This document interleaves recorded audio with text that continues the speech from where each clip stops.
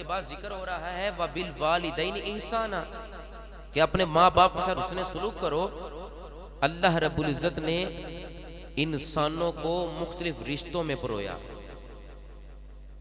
ये इसीलिए आया इबादत के बाद वालिदैन का मकाम, इसीलिए आया। सुनो क्यों आया, कि इंसानों को परवरदिगार ने मुख्तलिफ रिश्तों में परो दिया।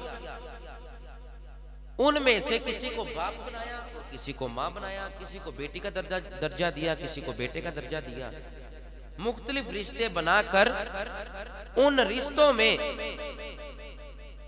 सबसे अफजल और आला रिश्ता वालिदैन का बनाया। रिश्तों को बनाकर उनके हकूक मुकर्रर किए, लेकिन वालिदैन के हकूक को अपनी इबादत के बाद जिक्र किया। किसी के हक को अल्लाह ने इबादत के बाद जिक्र नहीं किया, लेकिन वालिदैन सिर्फ उन्हीं के हकूक को अपनी इबादत के बाद जिक्र कर दिया। इबादत के बाद क्यों जिक्र किया? बहुत से रिश्ते बनाए, बहुत से रिश्तों में इंसानों को परोया। किसी को बाप और किसी को बेटा, किसी को बहन, किसी को बेटी बनाया। अपनी इबादत के बाद सिर्फ और सिर्फ वालिदैन के हुस्ने सुलूक और वालिदैन के हकूक का तज़किरा करके अल्लाह रब्बुल इज्जत ने यह फरमाना चाहा और फरमाया कि तुम्हारे तमाम रिश्तों में से सबसे अफजल और अशरफ अगर कोई रिश्ता है तो वो तुम्हारे माँ और बाप का रिश्ता है। किसी रिश्ते को जिक्र नहीं किया। बेटा बूढ़ा भी हो जाए तो बाप की याद तड़पाती है, माँ की याद सताती है। इसीलिए अपनी इबादत के बाद वालिदैन से हुस्ने सुलूक का तज़किरा करके बताया कोई भी रिश्ता इतना अहम नहीं है जितना रिश्ता अफजल और अहम मैंने वालिदैन का बना दिया है। उन नौजवानों को शर्म करनी चाहिए जो वालिदैन को तमाचे मारते हैं। कुरान की आयत सुनाओ कि तमाम रिश्ते तो हैं, मगर अफजल रिश्ता किसका है? बोलिए, अफजल रिश्ता किसका? वालिदैन का। माँ और बाप का सब जहानों से अफजल मर्तबा है, आला मकाम है, रिश्ता बहुत ज्यादा है। माँ चली जाए बेटे को याद तड़पाती है, बाप चला जाए बेटे को याद सताती है। क्यों सताती है? सारे रिश्तेदार जब किसी का अजीज जाता है, रिश्तेदार कहते हैं हमारा अजीज क्या, हमारा दोस्त चला गया, हमारा बेली सज्जन चला गया।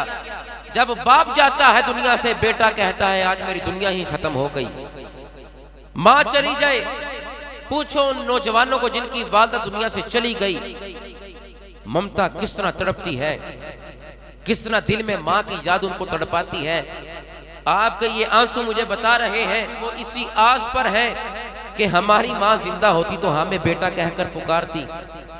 जिसका बाप चला गया वो इसी उम्मीद पर है कि काश मेरे बाप इस दुनिया में जिंदा होते, मेरे वालिद साहब इस दुनिया में जिंदा होते तो मुझे पुकारते, बेटा इधर आ मेरी बात सुन। उम्मीदें, ये तमन्नाएं हमें बताती हैं कि माँ और बाप का रिश्ता अल्लाह रब्बुल इज्जत ने सबसे बुलंद, अफजल और आला बना दिया है। यही बात है, समझने की भी यही बात है कि बहुत से रिश्ते हैं, बहुत से रिश्ते, बहुत से रिश्तों में अल्लाह ने सिर्फ एक रिश्ता जिक्र किया कि मैंने अपनी इबादत के बाद जिस रिश्ते का जिक्र किया है वो तमाम रिश्तों में से अफजल है, उसकी कदर कर लो। बस यही समझाने आया हूं कि मुख्तलिफ मकामात पर इबादत का जिक्र बंदा कहता भी है इय्याका नअबुदु, तेरी ही इबादत करते हैं। वो फरमाता है नहीं, फिर आगे जाके जिक्र करता है वक़दा रब्बुका अल्ला ताबुदु इल्ला इय्याहु, फिर जिक्र करता है वअबुदुल्लाह वला तुशरिकू बिही शैया। बंदा पहले कह चुका, 5 दफा रोज कहता है इय्याका नअबुदु, इय्याका नअबुदु, हम तेरी ही इबादत करते हैं। पता चला इबादत उसकी कबूल है।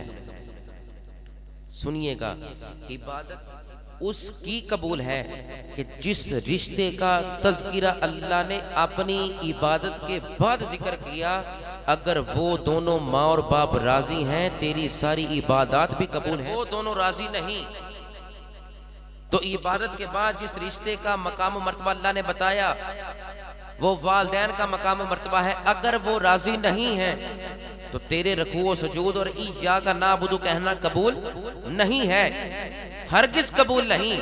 कबूल उसी का है जिसने माँ बाप के पांव चूम कर कहना है इय्या का नाबुदु व इय्या का नस्ताइन। वहां से आवाज आनी है बंदा खुदा तेरी इबादत भी कबूल है, तेरे सजदे भी कबूल हैं।